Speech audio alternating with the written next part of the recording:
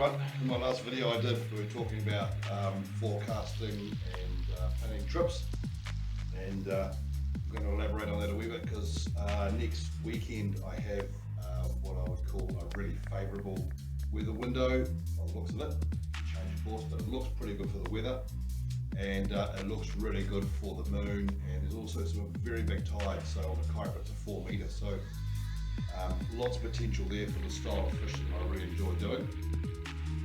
So going back to my last video, if you didn't see it, was forecasting and planning fishing trips using a process I call FATS, which is forecast, the area, the tide, the moon, and any special conditions. You can be able to go back and have a look at that if you want. But using that information, I'm going to show you here how I actually grab that information, once I've got that information, how I actually use it. So next Sunday, which is the 7th, it's when these big tides are happening. So we have a high tide at 1 p.m. and a low tide, obviously it's going to be 6 hours later, at 6 p.m. Now, the bite time around that, and I'll show you how I sort of come to get to the conclusion of all that, it's around the moon. So the moon rises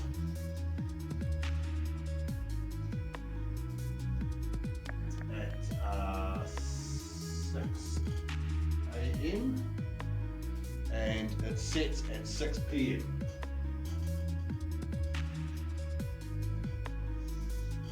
That's pretty critical information. Now, the bite times are also around this moonrise. So the bite times are going to be when that moon is, there's your horizon. Here's you sitting in your 10 metre circa from Whangarei, sport fisher. Let's just say you're running twin 300 yammies on the back of that, for shits and giggles. So what's going to happen is that at 6 a.m. in the morning, the moon is going to be on the eastern horizon, and it's going to be rising. Now, as that moon starts to come up from below the horizon, in conjunction with tide and everything else, all the other factors that we're listing here, there's going to be a bite time, and it's always going to be from about down here through to about in here. So that bite time is predicted for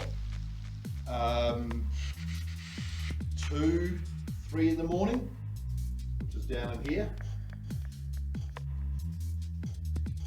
to around 6, 7 a.m. in the morning. So this is a critical time, especially when you look at what the tide's doing too. So it's going to be low tide at 6 o'clock in the morning, but it's also going to be at the other end of the day is where I'm more interested for the Sunday. So at the other end of the day, the moon is setting at 6 p.m. So this is this one here. This is the rise, this is the set. So it's going to be hitting here at 6 p.m, which again is going to give you this other window of in here. A couple of hours either side. Quite often you'll find that the tide will keep biting right through till hours and hours after, but often it's that 2 hours before and about an hour after is the key times.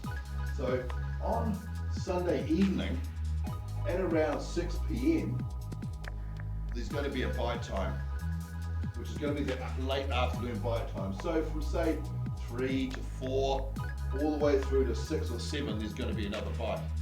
Now as that moon swings down in this trajectory to be underfoot, this is where I'm particularly interested in.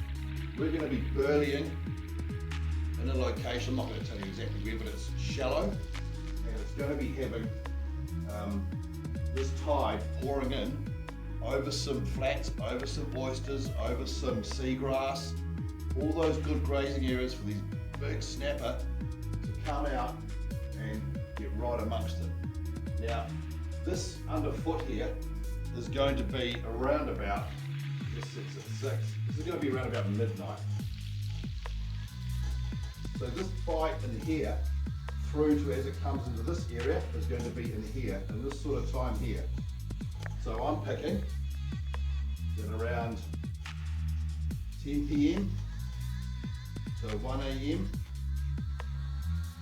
it's going to be dark, it's going to be quiet because there's not going to be much wind, the burley's going to be flowing, the tide's going to be on the make, and it's going to be a big tide, so those flats that are going to be exposed, it's going to catch out all those crabs that can't get back to their holes in a hurry.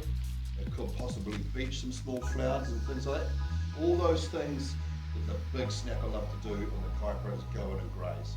And in the dark, under the cover of darkness, the scent of a good burley trail, it's got to be a good one. I've done it before and it works every time. The only problem is it doesn't allow much time for having a kip. So from about here through to here, there's not going to be much time. So it's going to be quickly grabbing a nap where I can and getting ready for this to happen again on the Monday morning, which is going to be an hour later. So the Monday will be sort of 4 a.m. So I might get 3 or 4 hours kip and then back up fresh into it for 4 o'clock in the morning, 5 o'clock in the morning, through to about 8 a.m. again as that moon rises. So those are the key times. There will be another bite on Monday. It'll be the morning bite, and then as that moon comes up and overhead, that will be another bite. So let's just look at the key factors here. The tide, absolutely critical. I know it's going to be big, it's a 4 metre. I know that it's good timing, especially around the moon rise and the moon set. I also know that the moon rise and the moon set suit the change of light around the tides. So all these things start to add up in your favour as a fisherman. I also know that I'm going to get multiple bites around that 24-hour, 48-hour period, and I'll probably fish pretty much consistently other than for a few hours here and there where I'm taking a kip and making a cup of tea and trying to keep my shit organised. There'll be probably 36 hours of fishing. So that's the sort of effort that we have to put in to make sure that we get the results that we want, because I don't want to go out there and just catch it. I've done it all my life. What I'd rather do is go out there and target the fish of a lifetime and then release it safely back. That's one of the things I like fishing about in the shallows, is that I can release the fish, I can capture the fish relatively quickly, and I can put the fish back relatively unharmed without having to go through the things of barra trauma, drag them out of 30 metres, they basically get on the bottom. As soon as you start ripping them out of 30, 40 metres, they don't survive. Everybody says they don't. They might swim away, but they're pretty much knackered. So that's another great thing about fishing in there. But this is the whole purpose of this video, to show you how you can put together the tide, the area, the forecast, the moon rise and the moon set, the bigger tidal flows, as they say, more run, more fun, and put it all together into a bit of a neat package to maximise your fishing time, put a concerted effort in. Doing this sort of stuff saves you time and effort. You get a good result, you save fuel because you're not travelling around the ocean wondering what the hell's going to happen next. And it also gives you the opportunity to try new areas, use the tide to your advantage, and also give yourself, like I say, a fighting chance of getting into a fish of a lifetime.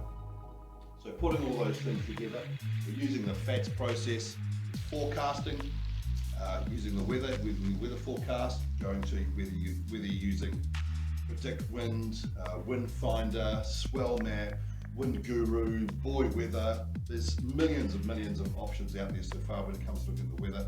Pick 3 consistent ones, cross-reference them together, and you should be alright.